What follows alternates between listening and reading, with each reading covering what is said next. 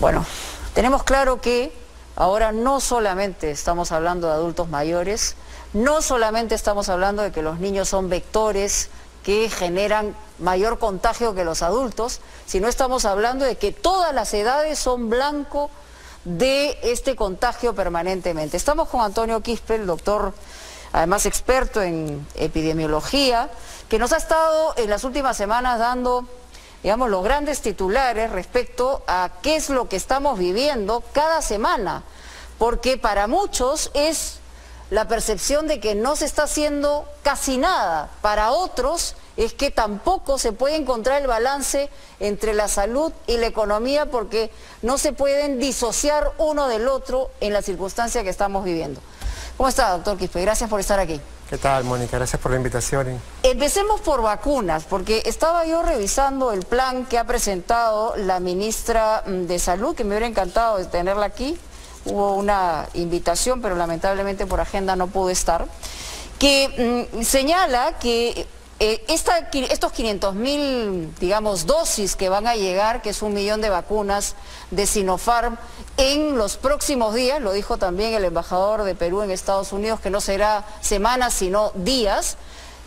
¿Qué significa? Es decir, ¿qué sensación nos puede generar? Y después habla en la imagen, de repente podemos poner el cuadro, de Sinopharm, que han solicitado 38 millones de dosis. Ahí está COVAX Facility, que tiene 13.2 millones de dosis, y AstraZeneca 14 millones de dosis. En total estamos hablando de 28 millones, pero que en realidad son para 14 millones de peruanos, ni la mitad de la población.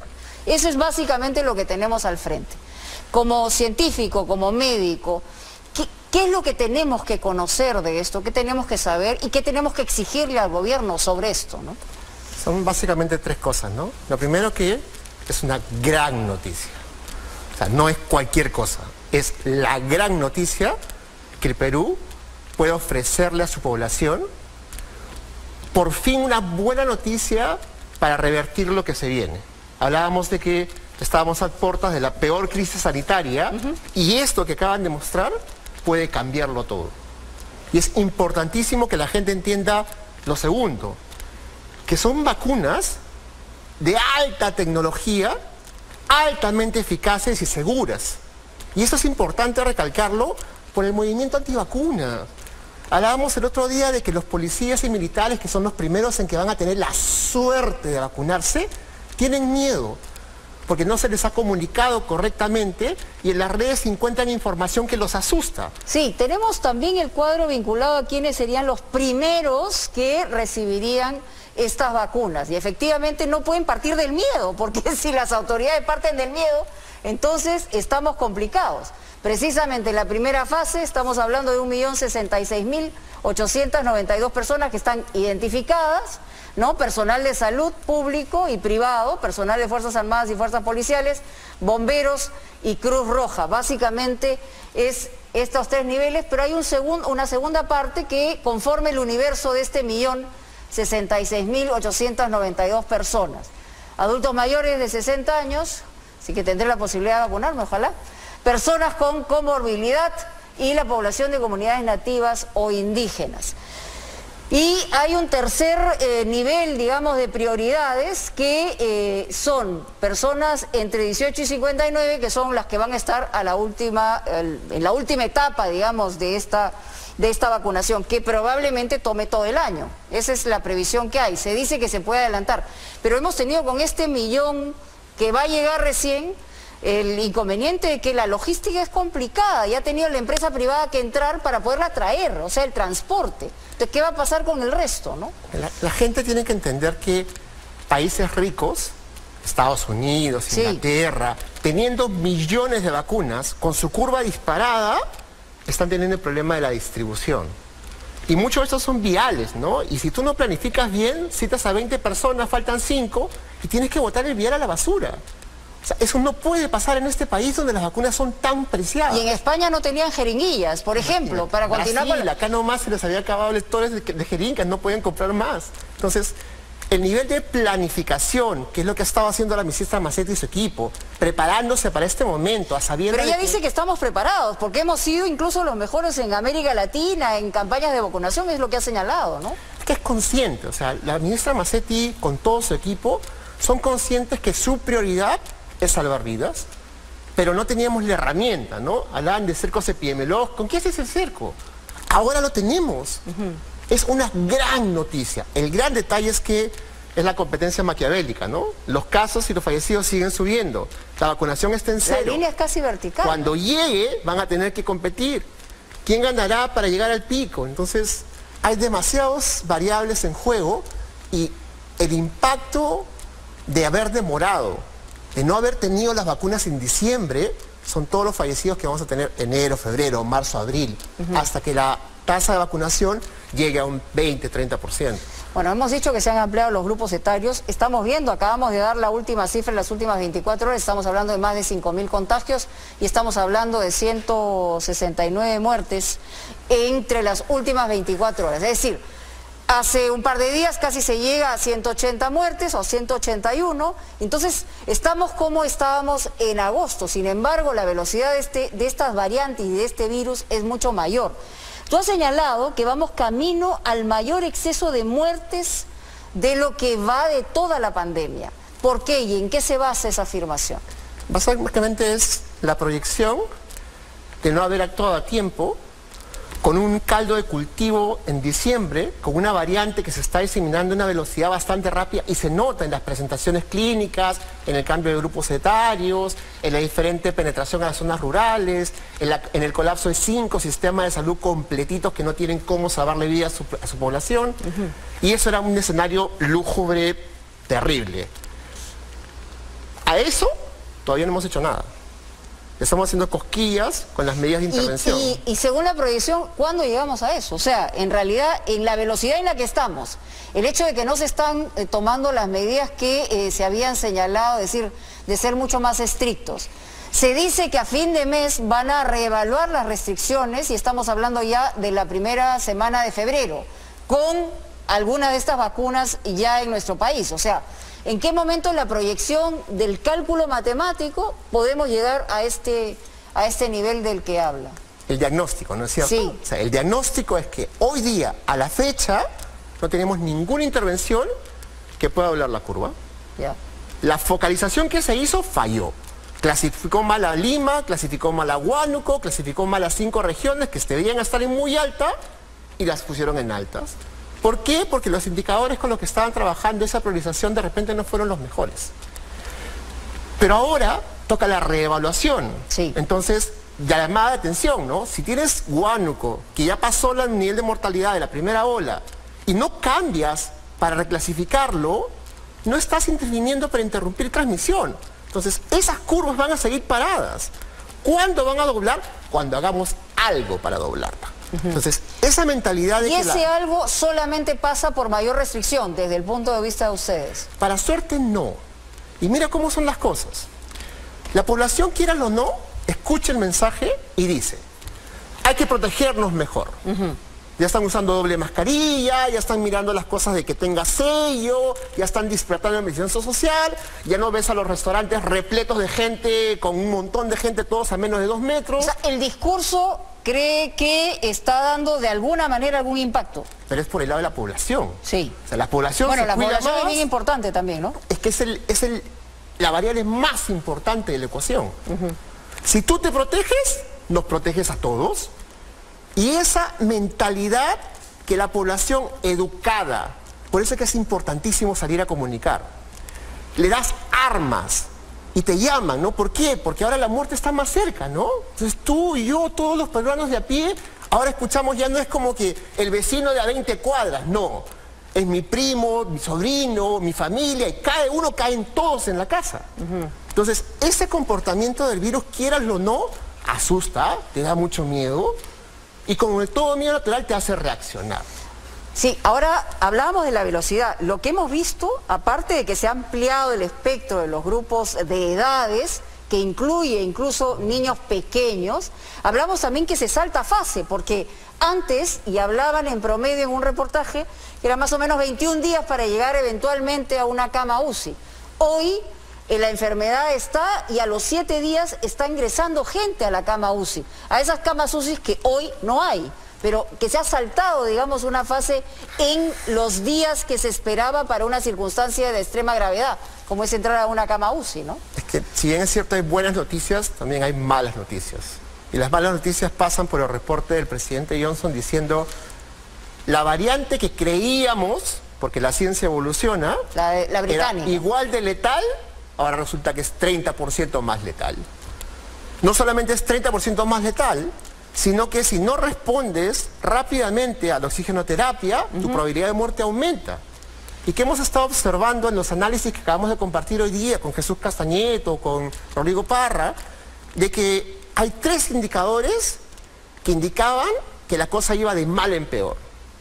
El primero es la curva de fallecidos en domicilio. Sí, o sea, se está muriendo más la gente en su casa. En su casa, ¿por qué razón? Por la automedicación, por este cuentazo chino de la ivermectina, que engaña a la gente. Paremos un ratito en el tema de la ivermectina, ¿no? Por ejemplo, lo he escuchado esta noche al doctor Gotuso decir que, claro, es una fantasía peligrosa el uso de la ivermectina como medicamento, solamente debería ser utilizado de alto riesgo y prescrito por un médico. Es decir, hay gente muy respetable que habla de este tema y genera esa confusión y esa discusión.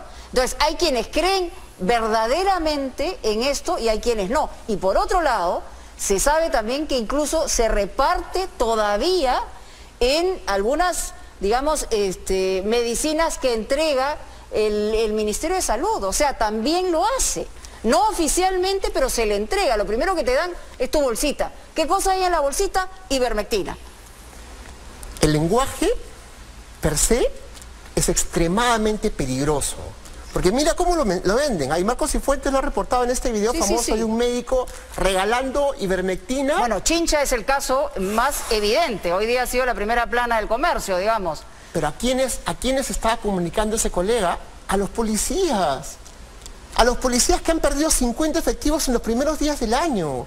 Y les dice, mientras más ivermectina tengas en tu cuerpo, más protegido estás. Tómalo 1 cada 20 días. Ya, pero ahí también, digamos, el Ministerio de Salud ha dicho que efectivamente no hay nada que garantice que la ivermectina, pero tampoco tiene un pronunciamiento determinante. Eso no lo tiene. Y eso también genera una circunstancia de duda. La gente tiene derecho a dudar en ese sentido, pero debería haber un pronunciamiento mucho más determinante en ese asunto. No, y ahí hay que ser clarísimo, ¿ah? Basta. Pero es un basta, basta. No podemos estar engañando a la población diciéndoles de que la ivermectina te protege. ¿De dónde han sacado eso? Ya. En dosis cada 20 días. O sea, no tiene ni sentido farmacológico, farmacocinético, ni siquiera una triste evidencia de que eso pueda funcionar. No tiene sentido. Y si no lo dicen ahora, son parte del problema. Y ese parte del problema es lo que tiene que parar. Pero por eso, yo hablo, ya no hablo de los médicos que tienen mucha experiencia, estoy hablando también de parte del gobierno. El gobierno debería tener un discurso mucho más definitivo respecto a ese tema y a otros que no genere confusión. Ya bastante tenemos con motivaciones que hay de otra naturaleza en términos políticos para los antivacunas y, por otro lado, generar una confusión no debería ser parte de la discusión el día de hoy. O sea, puedo yo decir también, o le puede tener razón. O sea, ahí hay un asunto en que la ciudadanía tiene derecho a saber claramente qué es lo que debe y no debe hacer en términos de medicamentos. La mala información mata. La buena información salva vidas. Y ese mensaje tiene que calar profundo en la población. ¿Por qué? Porque ellos son los que tienen que cuidarse.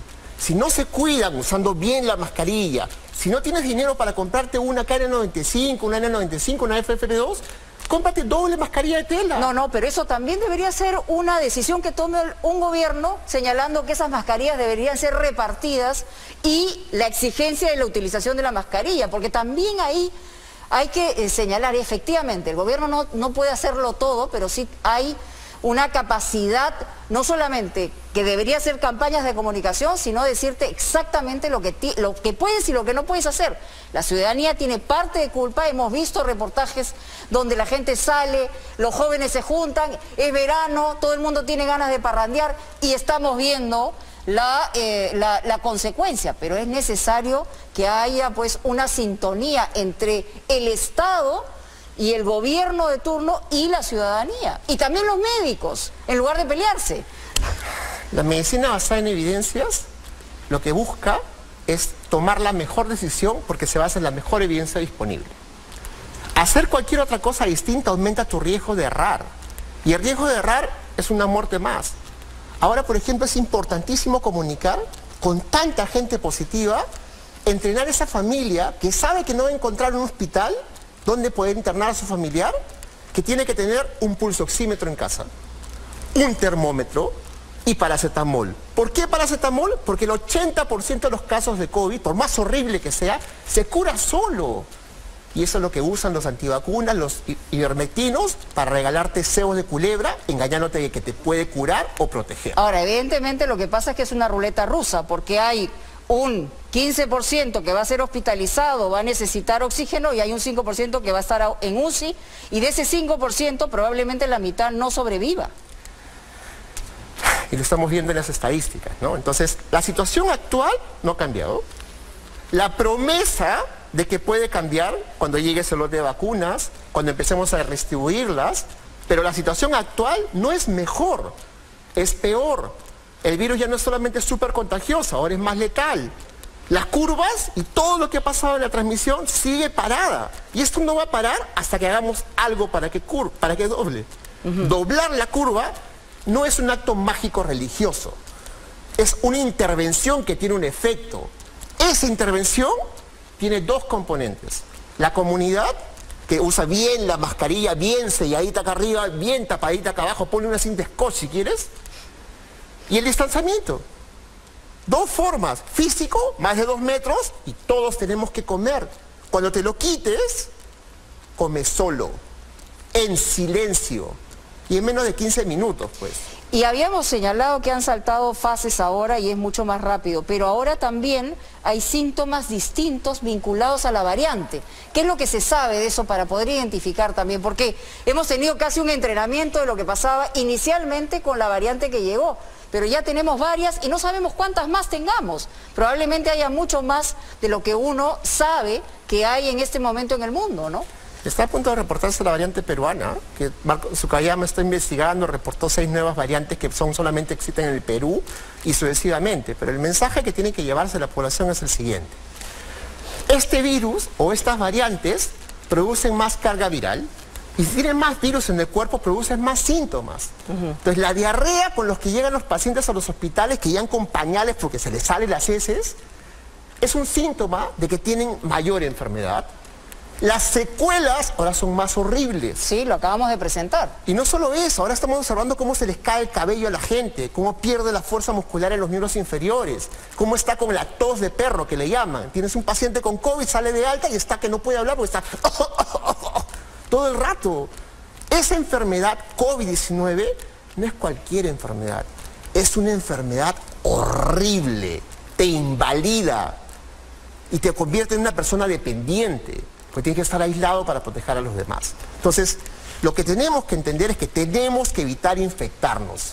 Ese es el mensaje fuerza. Bueno, y hablamos de que gente que se está muriendo en su casa, gente que se está muriendo en el hospital. Estamos hablando de un subreporte de fallecidos. ¿Cuál es la evidencia que tiene respecto a este subreporte de personas fallecidas? Si tú sacas el ratio de fallecidos confirmados por fallecidos sin ADEF, terminamos el año 1-3.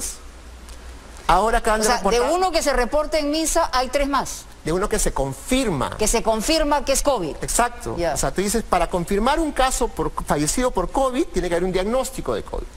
Si se muere en su casa, no sabes de qué se murió. Sabes que la muerte es no violenta, no le metieron un tiro, un disparo. O sea, eso es lo que es muy probable que sea muerto. Entonces, ese ratio, captado por SINADEF, versus lo que reporta el MINSA, a fin de año era 1-3. Ahorita es 1-5, 1-7. Pero no es porque el MINSA esté ocultando cifras o hay alguien maquiavélico pensando en ocultarte las cosas. No, es porque estamos en una pandemia. Mientras más casos hay, más difícil se hace confirmar las causas. Y mucho más difícil la causa de muerte. Por eso es que cuando comunicamos estas cosas, miren SINADEF. Exceso de muerte por causa no violenta es el mejor indicador que tenemos para seguirle el rastro a la pandemia. Pero siguen mirando positividad, cosas que pierden su valor muy temprano en las curvas. ¿Y qué es lo que se debería hacer? ¿Qué es lo que se debería mostrar? Los indicadores de esta fase de la pandemia: fallecidos en domicilio, ¿ya? Fallecidos en grupos de riesgo, como los menores de edad, que han empezado a subir, fallecidos que no tenían factores de riesgo.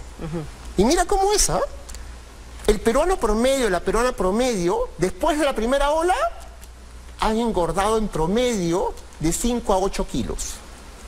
¿Cuál es por quedarse en casa, digamos? Estaba sedentario en casa. Es sedentario, sí. Y no es que tengamos la costumbre de comer saludable. Y ese es digamos, sí, claro. Además, ese es un problema adicional. ¿Por qué? Porque cuando quieren intubarte es más difícil. Si te pones 20 kilos en la panza, tus pulmones no se pueden expandir. La principal causa de restricción respiratoria es la obesidad. Entonces, si tienes una enfermedad que de per se te afecta a los pulmones y estás gordo como un chancho, no puedes respirar. Y eso es exactamente lo que pasa en los hospitales. A los médicos les cuesta más salvarle la vida a las personas. Además es mucho más agresivo el tratar de ponerle o sea, entubarlo, me imagino, y eso te puede generar secuelas interminables, ¿no? Mira la frustración de los colegas, que llega el paciente con ivermectina, con dióxido de cloro, habiendo tomado corticoides y hasta coagulantes. Y esa es una bomba atómica. La frustración de los médicos que lloran y claman. Los intensivistas ya perdieron la esperanza en la vida humana ya. Llega cada sujeto intoxicado con tanta barbaridad que se puede meter, con la idea de que eso lo ha protegido, y llega tarde. Llega complicado, solo para morir en el hospital. En fin, en realidad, a ver, francamente todos tenemos que poner nuestra mejor capacidad para poder explicar de la mejor manera. Debemos tratar de combatir la desinformación. No debe haber confrontaciones, digamos, en relación a la información, Antonio, y lo que necesitamos es hablar claro, como usted lo está haciendo también esta noche. Permítame cerrar con esto. Sí. Eviten contactos cercanos y continuos. Eviten espacios cerrados y concurridos. Usen mascarilla, distanciamiento más de 2 metros y, por favor, cuando se vayan a comer, se quitan la mascarilla, se callan, comen rápido y de preferencia solos. Te la vuelves a poner. Y los protegemos tú, los protegemos todos. Ese mantra tiene que chancarlo y chancarlo y chancarlo hasta que les entre. Y no te automediques, pues, por favor, por el amor de Dios. Eso, no hay que automedicarse en realidad, de ningún caso, pero en todo caso, en esta situación peor aún. Gracias por estar con nosotros, Antonio Aquife, por estar en Punto Final. Y vamos a ver cómo...